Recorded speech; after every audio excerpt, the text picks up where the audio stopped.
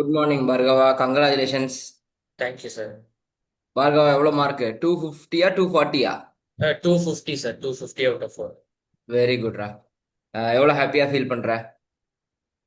Sir ரொம்ப ஹாப்பியா இருக்கு. 11th ஜாயின் பண்றப்போ என்னால மேல எழுதி பாஸ் பண்ண முடியுமா, ஏன்னா எல்லாரும் போர்டு எக்ஸாம் முடிஞ்ச இந்த 1.5 மாசத்துல எழுதி பாஸ் பண்றது ரொம்ப பெரிய விஷயமா சொல்லிட்டு இருந்ததுனால எனக்கே ஒரு டவுட் இருந்தது. ஆனா இப்போ பாஸ் பண்ணோன்னே ரொம்ப ஹாப்பியா இருக்கு.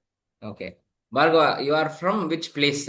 எந்த ஊரு? சார் பிறந்தது திருச்சி சார், ஆனா வளர்ந்தது ஃபுல்லா மதுரை தான் சார். மதுரை. இப்போ மதுரையில் மூணாவது பையன் பாஸ் பண்ணியிருக்கேன் இந்த தடவை. அர்ச்சனாவும் ஓ. மதுரை தானா? ஆ. முகுந்தனும் மதுரையா? நீயும் மதுரை? இந்த தடவை மதுரை ஆனா கொஞ்சம் நான் குறைவா? எக்ஸாம் எழுதினது திருச்சி தான் சார். இனிமேல் இப்ப திருச்சியில தான் அடுத்த ஃபியூ இயர்ஸ் இருக்க ஓ. போறேன். ஸோ கிஷோர் அவங்க எக்ஸாம் சென்டர்ல நான் உட்காந்து. ஓ ஓ ஓ ஓ ஓ, அப்போ நீயும் கிஷோரும் ஒரே எக்ஸாம் சென்டரா? நானு ஓஹோ. கிஷோர், முகமது ஹாத்திம், அப்புறம் இந்த செப்டம்பர் 25 பேட்ச்ல ஒரு அண்ணன் இருந்தாங்க. ஓகே. சரி சரி சரி. சரி, அப்ப ஹாத்திமும் பாஸ், நீயும் பாஸ், கிஷோரும் பாஸா? அப்ப அந்த ஆமா சார். எக்ஸாம் சென்டர் கொஞ்சம் ராசியான எக்ஸாம் சென்டர் தான் போடுங்கடா உங்களுக்கு. Very good very good. எதிர்பார்த்த மார்க் வந்துச்சுன்னு நினைக்கிறியா? எக்ஸ்ட்ரா வந்துச்சா கம்மியா வந்துச்சா? சார் எதிர்பார்த்ததை விட கூட தான் சார் வந்திருக்கு. நான் ஒரு ம். 230 to 235 எதிர்பார்த்தேன். ம். அக்கௌண்ட்ஸ்ல ஒரு 55 to 60 தான் எதிர்பார்த்தேன், கரெக்டா 57. மேக்ஸ்ல ஒரு 56 எதிர்பார்த்தேன், 57 வந்திருக்கு. எக்கனாமிக்ஸ்ல எக்ஸாக்டா 83 தான் எதிர்பார்த்தேன், 83 வந்தது. லால மட்டும் நான் ஒரு 40 to 45 தான் வரும்னு நினைச்சேன் சார், அதுல 53 மார்க். ஓ, very good very good. So உனக்கு சாட்டிஸ்ஃபைடான ரிசல்ட் தான் இந்த ரிசல்ட். எனக்கு சாட்டிஸ்ஃபைட். ஓகே. இப்போ ஸ்கூல் முடிஞ்சதுக்கு, அதாவது ஸ்கூல், நீ வந்து போர்ஷன்ஸை முடிச்சிருப்ப, டிசம்பர் மாதம் டைம்லேயே போர்ஷன்ஸ் முடிச்சிருப்ப. நடுப்புற இந்த ஜனவரி பிப்ரவரி மார்ச் போய் ஸ்கூலுக்கு போர்டு எக்ஸாம் ஃபோக்கஸ் பண்ணிட்டு வந்திருப்ப. அதுக்கப்புறம் சார் அந்த 1.5 மாசம். நான் ஆக்சுவலா மார்ச் 2வது வாரம் தான் சார் போர்ஷனே முடிச்சேன். அப்படியாடா? ஆமா சார். எதனால அப்படி? இல்ல சார், நான் அக்டோபர் 12ஆம் தேதி தான் சார் ஜாயின் பண்ணேன், 2024. ஓ, ஓகே ஓகே. விஜயதசமி பேட்ச். ஆஹா கரெக்டா ஆஹா. அன்னைக்கு விஜயதசமி. ஸோ அங்கேருந்து எனக்கு அக்கௌண்ட்ஸ்க்கு ஒரு 4.5 மாசம் ஆச்சு. மேக்ஸ் வந்து கரெக்டா 11th போர்டு எக்ஸாம் லீவ்ல வந்ததுனால அதை லீவ்ல முடிச்சிட்டேன். லாக் ஒரு 4 மாசம் ஆச்சு. எக்கனாமிக்ஸும் அந்த ஒரு 2-3 மந்த்ஸ் தான் ஆச்சு. ஆனால் அது கரெக்டா போர்டு எக்ஸாம்க்கு ஒரு அதாவது பிப்ரவரி மிட் கரெக்டா போர்டு எக்ஸாம்க்கு ஒரு 2 வாரம் முன்னாடி முடிச்சேன். ஓ ஓ ஓ. ஸோ உனக்கு கரெக்டா இருந்திருக்கு. கரெக்டா. மேபி நானும் கொஞ்சம் டிலே பண்ணிட்டேனோ எனக்கு தோணுது, ஆனா கரெக்டா இருந்தது. சரி. நான் தான் எல்லாத்தையும் சொல்லுவேன், 10th முடிச்ச உடனே ஜாயின் பண்ணிடுங்கன்னு சொல்லுவேன். சார் நாளா காமர்ஸ் குரூப் எடுக்கிறதே, நாளா ரிவிஷன் 10th ரிவிஷன் 3 அப்பதான் சார் காமர்ஸ் குரூப்னே முடிவு பண்ணேன். நாளா ஸ்கூல்ல வந்து அந்த என்ன குரூப் எடுக்கணும்னு அந்த டேட் பார் ஆகி, அதுக்கப்புறம் ஸ்கூல்ல போய் பிரின்சிபலை பார்த்து காமர்ஸ்னு சொல்லி எடுத்தது சார். அவ்வளோ அன்டிசைடடா இருந்துதான் காமர்ஸே நான் எடுத்தேன். எதனால அப்படி? அது ஏன்னா நான் பைலட் ஆகணும்னு சொல்லிட்டு இருந்தேன் சார் 10th. ஆஹா. அதனால அதுக்கப்புறம் பார்த்தா சயின்ஸ்ல எம்பி டாக்டர்ல இன்ட்ரெஸ்ட் இல்ல. அதுக்கப்புறம் ஐடி செக்டர் கரெக்டா அந்த டைம்ல அந்த சாட் ஜிபிடி எல்லாம் வந்துட்டு இருந்தது. சரி அப்ப இந்த செக்டர்ல இனிமேல் ஃபியூச்சர் இல்லைன்னு சொல்லிட்டு நானும் என் ஃப்ரெண்ட் ஒருத்தனும் லாஸ்ட் பெஞ்ச்ல உட்காந்து யோசிச்சிட்டு இருப்போம். ரிவிஷன் எக்ஸாம் முன்னாடி எல்லாம், டே என்ன குரூப் எடுக்கிறேனே தெரியலடா அப்படின்னு சொல்லிட்டு யோசிச்சுட்டு இருப்போம். நான் வந்து காமர்ஸ் குரூப் பத்தி ரிசர்ச் பண்ணி அவன்கிட்ட சொல்லிட்டு இருப்பேன். அவன் சயின்ஸ் குரூப் பத்தி எல்லாம் இது பண்ணி சொல்லிட்டு இருப்பான்.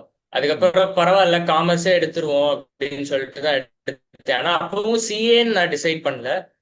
கரெக்டா இந்த அக்டோபர் டைம்ல தான் நான் வந்து டிசைட் பண்ணேன். அப்போ வந்து ஒருத்தர் சொல்லியிருந்தார், ரிலேட்டிவ் ஒருத்தர் வந்து இப்போ சிஏ பண்றதா இருந்தா ஸ்கூல்ல இருந்தே படிக்க ஆரம்பி. ஏன்னா இன்டர்ல இருக்கிற சில போர்ஷன்லாம் இப்போ ஃபவுண்டேஷன்லாம் கொண்டு வந்து பாஸ் பர்சன்டேஜ் எல்லாம் கம்மி பண்ணிட்டாங்க ஃபவுண்டேஷன்ல. அதனால ஸ்கூல்ல இருந்து படிக்க ஆரம்பிக்கிறது நல்லது அப்படின்னு அவங்க சொன்னோன்னு தான் கரெக்டா. ஆனா நான் வந்து காமர்ஸ் எடுத்ததுல இருந்தே உங்க வீடியோஸ் எல்லாம் யூடியூப்ல பார்த்துட்டு இருந்தேன் சார். ஸோ சிஏ பண்றதா இருந்தா இவர்கிட்ட தான் பண்ணணும் அப்படின்ட்டு நான் போய் டிசைட் பண்ணிட்டேன். அதுக்கப்புறம் கரெக்டா சிஏன்னு சூஸ் பண்ணேன்னா விஜயதசமி மிகவும். Very good very good. Okay. இப்போ இந்த 2 இயர்ஸ் நீ எப்படி ஸ்கூலையும் சிஏவையும் சேர்த்து பேலன்ஸ் பண்ண? அது உனக்கு எவ்வளவு டஃபா இருந்தது, ஈஸியா இருந்தது? சார் எங்க ஸ்கூல்ல பொறுத்த வரைக்கும் டைமிங் அந்த அளவுக்கு ஒரு பிரச்சனை இல்லை சார். காலையில 7 மணிக்கு போயிட்டு கரெக்டா 2 மணிக்கு வீட்டுல வந்துருவோம் சார். அதனால ம். எனக்கு அந்த ஸ்கூல் டைமிங்ன்றது ஒரு பிரச்சனை இல்லை. ஸ்கூல் விட்டு வந்தேன்னா அதுக்கப்புறம் சிஏ படிக்கிறது தான். எக்ஸாமுக்கு கரெக்டா அந்த முந்தின நாள், எக்ஸாமுக்கு முந்தின நாள் அப்புறம் ஸ்கூல்லே உட்காந்து எக்ஸாமுக்கு படிச்சிருவேன் சார். ஸோ அதனால எனக்கு டைமிங் வைஸ் எனக்கு எந்த பிரச்சனையுமே இருந்தது சார். ஸோ தட் இஸ் ம். ஹோ. ஸோ இந்த கிளாஸஸ்லாம், இந்த சிஏக்கு நம்ம இங்க படிக்கும்போது இது எப்படி உனக்கு ஸ்கூலுக்கு யூஸ் ஆச்சா எப்படி? Yes sir. அக்கௌண்ட்ஸ் தான் ரொம்ப யூஸ்ஃபுல்லா இருந்தது சார். எக்கனாமிக்ஸ் வந்து இப்ப நம்ம ஸ்கூல்ல மோஸ்ட்லி மெமரைஸ் பண்ணி அப்படியே எழுதுற மாதிரி இருக்கும். இப்போ அதே கான்செப்ட்ஸ் இங்க கான்செப்சுவலா எக்ஸாமுக்கு படிக்கிறப்போ எக்கனாமிக்ஸ்மே ரொம்ப யூஸ்ஃபுல்லா இருந்தது. மேக்ஸ்ல இந்த கொலைடார சாப்டர்ஸ், இப்போ மேத்தமேட்டிக்ஸ் ஆஃப் ஃபைனான்ஸ், ஸ்டாட்டிஸ்டிக்ஸ்ல இருக்கிற சில சாப்டர்ஸ் எல்லாமே ரொம்ப யூஸ்ஃபுல்லா இருந்தது. அக்கௌண்ட்ஸ் தான் மோஸ்ட் யூஸ்ஃபுல்லா இருந்துச்சு. ஸ்கூல்ல நீ எவ்வளவு மார்க் எடுத்த அந்த போர்டு எக்ஸாம்ல 12th? 573 எடுத்திருந்தேன் சார். 600. 573 out of 600. Very good marks அதுவுமே. ஸோ அதுவும் நீ எதிர்பார்த்த மார்க்ஸா அதோட அதிகமா? அதுவும் எதிர்பார்த்ததை விட அதிகம் சார், அதிகம் தான் சார். இல்ல ஸோ அதாவது அப்போ நான் எக்ஸாம் எழுதிட்டு வந்தோன்னே 570 to 75 தான் வரும்னு நினைச்சேன். ஆனா முன்னாடி எம்எல்ஏ எனக்கு அந்த அளவுக்கு கான்பிடன்ஸ் இல்லை அவ்வளோலாம் வாங்க ஆக்சுவலி முடியும். உனக்கு அந்த கான்ஃபிடன்ஸ் இப்பயுமே இல்லை, ஏன்னா நீ ப்ரீ ரிசல்ட் பேட்சை ஜாயின் பண்ணல. நான் நினைச்சு நான் உங்க அப்பாட்ட கூட பேசினேன், உங்க அப்பாவுக்கு தெரியும், நான் அவர்கிட்ட பேசினேன். ஜாயின் பண்ணிருக்கலாமே சார், கிளாஸ் டெஸ்ட் எல்லாம் அவன் பாஸ் பண்ணிட்டானே. இல்ல சார் அவன் ஒரு மாதிரி தயக்கமா இருக்கான், வெயிட் பண்ணுவோம் அப்படின்னாரு. சரி சார் வெயிட் பண்ணுவோம் அப்படின்னு சொல்லுங்க. ஏன்னா உங்க அப்பா கிட்ட ஒரு தடவை நான் அந்த இக்னோ பத்தி பேசிட்டு இருந்தேன். ஆ உனதான் தெரியுமே, ஒன்றரை தானே நம்பர்லாம் ஆ வாங்குவேன். ஆ பேசிட்டு இருக்கும்போது சொன்னார். நான் அப்ப கேட்டேன் பண்ணிருக்கலாமே சார் என்ன. சரி ஓகே வெயிட் பண்ணது ஒரு மாசம் தானே, திரும்பி பார்த்தா வந்துரும் அப்படின்ட்டு. லா மட்டும் தான் பயந்துட்டு இருந்தேன் மற்றபடி. ஆமாண்டா சி, நான் உங்களுக்கு இன்னைக்கா சொல்லியிருக்கேன், நான் டே ஒன்லேயும் சொல்லியிருக்கேன் லா அப்படிதான்டா இருக்கும், ஆனா நீங்க எல்லாம் வந்துடுவீங்க அப்படின்னு சொல்லிட்டு இருந்தேன்ல. சி எப்பவுமே பார்கவா, அந்த ஓவரால் மார்க் ஒரு 220 தொட்டன்னு வச்சுக்கோயேன், அவன் வேணும்னே ஃபெயில் பண்ண மாட்டான். எங்கேயாவது ஒரு மார்க் போட்டு பாஸ் பண்ணி விட்டுலாமான்னு தான் பார்ப்பாங்க. அந்த மாதிரி தான், அந்த மைண்ட் செட்டோட தான் தே வில் சி. ஓகே அப்படியே லைட்டா திருப்பி உங்க அப்பா காட்டு. சார் குட் எவ்வளவு மார்னிங். ஹாப்பியா இருக்கீங்க சார்? ரொம்ப ஹாப்பி சார். ஆக்சுவலி அவன் வந்து பயந்துட்டே இருந்தான். அதான் லாக்கு தான் ரொம்ப எப்படி வரும்னு தெரியல, எதுவும் கிரேஸ் மார்க்ஸ் போடுவாங்களான்னு தெரியல, எப்படி நான் எக்ஸாக்டா அந்த 40-45 ரேஞ்சில் தான் இருக்கேன். அதனாலதான் அவன் சேர்றதுக்கு ரொம்ப யோசிச்சுட்டே இருந்தான். லா வந்து 40 to 45 தான் எதிர்பார்த்துட்டு இருக்கான். எதுவும் கிரேஸ் மார்க்ஸ் போட்டா கொஞ்சம் அப்படியே 50 நியர் ஆகும், அதனால கொஞ்சம் வெயிட் பண்ணுவோம், ரிசல்ட் வந்தோன்னு பாத்துக்கலாம் அப்படின்னு சொல்லிட்டே இருந்தான். ரொம்ப ஹாப்பி. அதுவும் அஹ், என்னோட லெட்ஸ் அண்ணன் சொல்லி. Celebrate sir. நீங்க செலிப்ரேட் பண்ணுங்க ஒரு நாள். இது ஏன்னா இது இந்த மூமெண்ட் திரும்பி வரப்போறது இல்ல, ஒரு பெரிய சாதனை இல்ல. ஆமா ஆமா. ஏன்னா அந்த 12th மார்க் வந்தபோது கூட பெருசா செலிப்ரேட் பண்ணிக்க முடியாது, ஏன்னா அடுத்த வாரம் திருப்பி எக்ஸாம் வந்துரும்ன்ற மாதிரி தான் ஓடிட்டு இருக்கணும். ஐயோ டே கம்னுறா செலிப்ரேஷனுக்கா, ஏதாவது வெளில கீழே சாப்பிட்டு வயித்தால போச்சுன்னா அப்புறம் எக்ஸாமுக்கு என்ன பண்றதுன்ற மாதிரி. அப்படியே ஒரு ஒரு இதுவுமே இப்ப இப்ப கூட நமக்கு பார்த்தேன்னு வச்சுக்கோங்களேன், 10 days தான் டைம் இருக்கு. திருப்பி நம்ம வந்து இன்டர் படிக்க ஆரம்பிச்சிடணும். இந்த 10 days செலிப்ரேஷனுக்கு உங்களுக்கு டைம் இருக்கு. நீங்க கோயிலுக்கு போறதோ ரிலேட்டிவ்ஸை பார்க்கறதோ எல்லாமே இது அடுத்த 10 days தான். பண்ணிட்டு திருப்பி புல் அப் த சாக்ஸ் ஸ்டார்ட் ரன்னிங்ன்ற மாதிரி தான் அடுத்தது திருப்பி ஓடும். லைஃப் பூரா அப்படி ஓடிட்டு இருக்கோம். ஸோ அடுத்தது ஒரு பெரிய மேரத்தானுக்கு ரெடி ஆகணும், 8 months ஓடணும். ஸோ ஒன்று முடிஞ்சு சந்தோஷப்பட்டதுக்குள்ள அடுத்தது வந்துடும். அடுத்தது மேஜர் சேலஞ்சே இனிமேல் தான் இருக்கு. ஆமா சார், அது கொஞ்சம் பெரிய சேலஞ்சு. போர்ஷன்ஸும் பெருசு. இப்போ அடுத்தது இவனுக்கு இன்கம் டேக்ஸ் ஆக்ட் 25 வருது. ஸோ டீச்சர்ஸ்க்கே அது புதுசு. இது வரைக்கும் டீச்சர்ஸே இன்கம் டேக்ஸ் ஆக்ட் 25 படிச்சது கிடையாது. ஃபர்ஸ்ட் டைம் அவங்க படிக்க போறாங்க. ஆனா நாங்க வந்து டெய்லி ப்ராக்டிஸ்ல அதை பாக்குறதுனால எங்களுக்கு அது கொஞ்சம் ஈஸியா இருக்கும். ஈஸியா இருக்கும். கம்பேரிட்டிவ்லி எங்களுக்கு அது ஈஸியா இருக்கும். ஸோ இந்த பசங்க வந்துட்டு காம்படிஷன் ஆக்சுவலி இந்த இந்த பசங்களுக்கு பார்த்தீங்கன்னா காம்படிஷன் எப்படி இருக்குன்னா, கொஸ்டின் பேப்பரை கொஞ்சம் ஏஐ பேஸ் பண்ணி செட் பண்றாங்கன்னு எங்களுக்கு டவுட்டா இருக்கு. ஸோ காம்படிஷன் வேற மாதிரி இருக்கு இப்போ.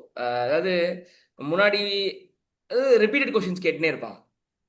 இதுக்கப்புறம் என்ன பண்ண போறாங்கன்னா, எனக்கு இன்னும் ஏஐ பேஸ் பண்ணி கொஸ்டின் செட் பண்ண போறாங்களோன்னு டவுட் இருக்கு. ஏன்னா இப்போ ஃபைனலுக்கு வந்துடுது. எப்பவுமே ஒரு ஃபைனலுக்கு வந்துன்னா அது எப்படின்னா யூஎஸ்க்கு வந்து இந்தியாவுக்கு வர மாதிரி தான்.